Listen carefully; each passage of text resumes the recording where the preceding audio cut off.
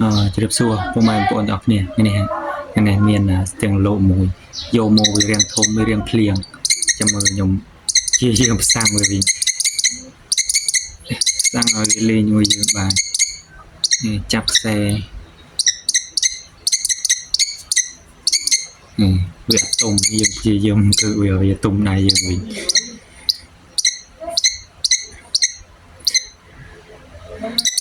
អានេះវាភាសាយើងយកមកវារៀងធំទៅហើយវាអាចមិនអោយយើងប៉ះវារៀងភ្លៀងលើកលាឲ្យវាទុំដៃយើងសិនបាទនេះបើសិនតែយើងយកមីវាមកពួកអាមីព្រៃអីអានោះបាក់ជាងនេះនេះសាកូនធំទៅហើយយើងយកមកវាអាចស្រួលទេវាអាចសាំនឹងយើងលឿនជាងយើងផ្សាំវាយើងជាយាមលេងមួយវាទៅជាប្រចាំថ្ងៃទៅយូរទៅវានឹងខាំងអានេះយើងជាយាមដំបងយើងអែលជើងជាយាមអែលជើងអែលវាលេងផ្សាំមួយវាយូរទៅវាអាចខាំងមួយយើងវិញដំបងចេះវាអាចភ្លៀងព្រោះដោយសារយើងយកកូនមកវាធំស្រេចថាយើងយកមកអាកូនពីទូចអានោះសោកអីទេជាយាមប៉ះស្លាបជាយាមប៉ះបើវាមិនអោយប៉ះស្លាបយើងប៉ះតែជើងវាសិនទៅអានេះខ្ញុំទឹមយកមកបានថាជាមួយថ្ងៃពីរថ្ងៃទេវាធំស្រេចវារៀងភ្លៀងពីយើងអានេះអត់ទាន់អោយចំណៃវាចាំមើលពេលល្ងាចអានេះខ្ញុំអោយពេលព្រឹកម្ដងពេជ្រគេវាពេញហើយមើលពេលល្ងាចនេះ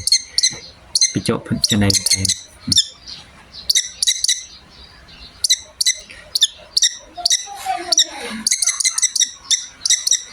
លេងជើងវាទៅវាគង់តែសឿមនេះសាំងយើងបើសិនណាយើងលេងជាប្រចាំថ្ងៃវាសឿមហើយបើថាយើងលេងដាច់វាអាចនេះដែរហើយយើងកុំជាយាមដាក់ទ្រុងវាពួកអានេះយើងចង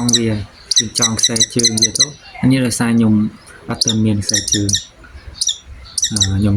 ទឹមមកថ្មីមកអត់ទាន់បានទិញអត់ទាន់បានធ្វើខ្សែជើងវាសុខចិត្តយកខ្សែចងខ្សែលងយើងរៀងធំតែចងវាឲ្យយើងប៉ះជើងវាបានស្ទាំងលោកអានេះភាគច្រើនវាកាចបើយើងយកមកវារៀងធំចាស់ហើយវាកាចវាអត់មានស្លូតទេវាកាងបើថាពួកអាមីព្រៃវាអាមីព្រៃអានោះបើថាយើងបងប្អូនខ្លះគាត់ចាប់ក្តាន់ពាកយកមីព្រៃវាមកលេងអានោះយើងអាចផ្សំវាបានតែចំណាយពេលយូរបាទនោះព្រោះដោយសារវាភេទមីចាស់អានោះតើថាយើងមានពេលលេងមួយវាជាប្រចាំថ្ងៃជាយាមទៅបានលទ្ធផលពួកស្ទាំងលោកវាកាចពួកអានេះដោយសារតែវានៅក្មេងខ្ញុំប៉ះបានលឿនប៉ះជើងអាចប៉ះទ្រូងបានហើយវារកថាលូតចេញពីជើងយើងពីដៃយើងដែរបើពួកមេវាអាចញ៉ាំដៃយើងបានព្រោះអានេះនៅក្មេងចេះអត់អុយទេ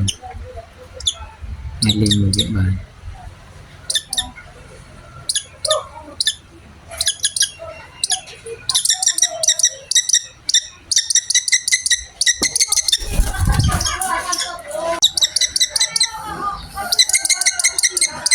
យើងលេង